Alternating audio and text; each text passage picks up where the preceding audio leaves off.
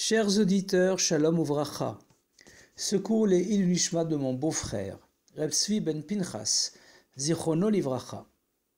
Ce mardi et mercredi, on sera Purim Katan et Shushan Purim Katan. Dès lundi, à Mincha, on ne dira pas Tachanoun, et ce Shabbat est le Shabbat Kitissa. Étudions la paracha, en s'inspirant du Dvar Malchut, des Sichot du Rabbi, du 14 au 18 Adar Rishon, Shabbat Kitissa Tafshinun Beit en 1992.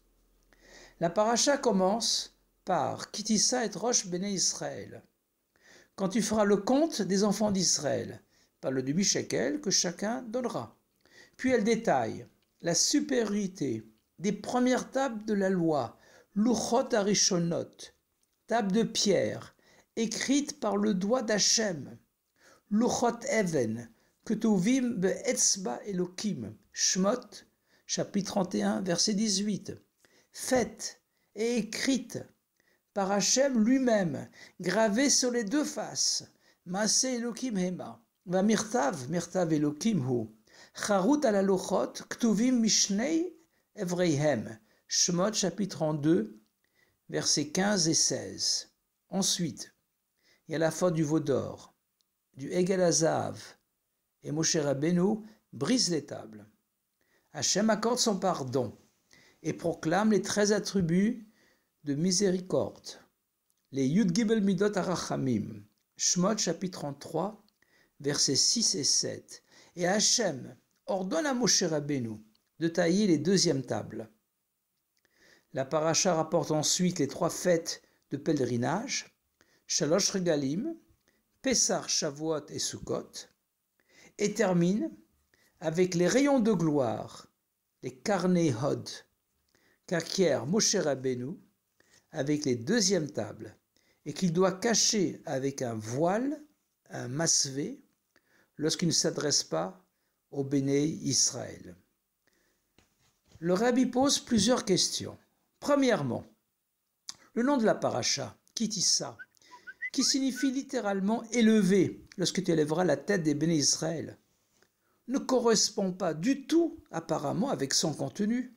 La plus grande chute de la faute du veau d'or qui a entraîné que les tables divines soient jetées et brisées. Deuxièmement, quel est le lien entre la faute du veau d'or et les 2 tables avec les 3 fêtes de pèlerinage? Et troisièmement, pourquoi Moshe Rabbeinu a acquis les rayons de splendeur, les Karnei Hod, précisément avec les deuxièmes tables et pas avec les premières tables, alors que le dévoilement de la Shrina était alors encore plus grand? Pour répondre à ces questions, on doit savoir que Hachem a fait de sorte que chaque chose a 3 composantes, un commencement, un milieu et une fin.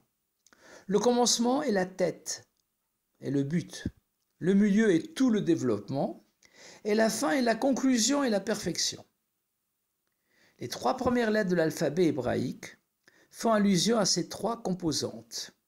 Le Aleph, première lettre du premier mot des 10 commandements, Anochi, Anochi Havai Elokecha, représente la Torah. Le Beit, première lettre du premier mot de la Torah, Bereshit, Bereshit bara Elokim et hashamayim vet haaretz, représente la création. Le Gimel est la première lettre du mot Geoula, la délivrance finale, la perfection. On retrouve ces 3 étapes dans le processus de la création, le Seder HaIshtalshelut. Aleph, Hachem veut créer l'univers. Beit, la création est réalisée concrètement. Gimel, la perfection de la création par la délivrance véritable et complète avec le Mashiach. Ou dans le vocabulaire de la Kabbalah, Aleph. Au début, il n'y avait que la lumière divine infinie, le Or Ein Sof.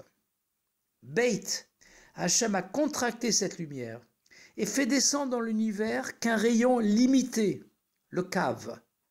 Gimel, afin qu'il y ait la perfection du dévoilement divin dans ce monde matériel.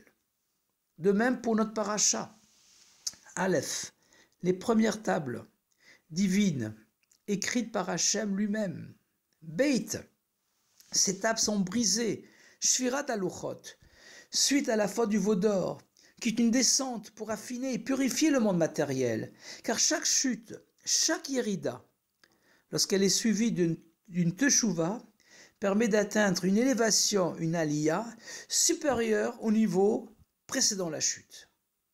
Gimel, les deuxièmes tables. Les Bnei Israël font Teshuvah, et Moshe Rabbeinu remonte sur la montagne, et descend après 40 jours, le jour de Kippour, avec les deuxièmes tables, faites certes par Moshe Rabbeinu et pas par Hachem lui-même, mais qui étaient supérieures aux premières, car avec les deuxièmes tables fut transmis toute la loi orale, la Torah Sheba'al Peh. La Gemara Avodah Zara 4b vers la fin nous dit que les Béné Israël ont été incités à faire le veau d'or et que c'était un décret du roi d'Hachem afin que tout Baal Tshuva, tout juif qui veut se repentir ait un argument. Amar Ravi Yeshua ben Levi, Lo asu Israël et a Egel, El aliten pitachon pe les Baalei Teshuva. En effet, si Hachem a pardonné la faute de l'idolâtrie, alors qu'ils avaient assisté à la révélation du mont Sinaï, de Matan Torah, à plus forte raison que Hachem va pardonner un juif qui n'a pas vu cette révélation et dont la faute n'est pas explicitement de l'idolâtrie. C'est pourquoi Hachem a fait de sorte que tout le peuple, plusieurs millions, se trempent d'un seul jour dans le calcul de la descente et du retour de Moshe Rabbeinu, et leur a fait voir en vision les funérailles de Moshe Rabbeinu, entourés d'anges et d'un grand nuage noir, pour leur faire croire que Moshe était mort, ce qui les a incités à commettre la faute du veau d'or. Donc, cette chute n'était que provisoire et uniquement en apparence, afin d'atteindre une élévation kitissa, supérieure et plus profonde, réalisant Venaforhu. Tout a été retourné et transformé, comme c'est écrit dans la Megillah Esther, chapitre 9, verset 1. Et Kimou ve Kiblou, Megillah d'Esther, chapitre 9, verset 27.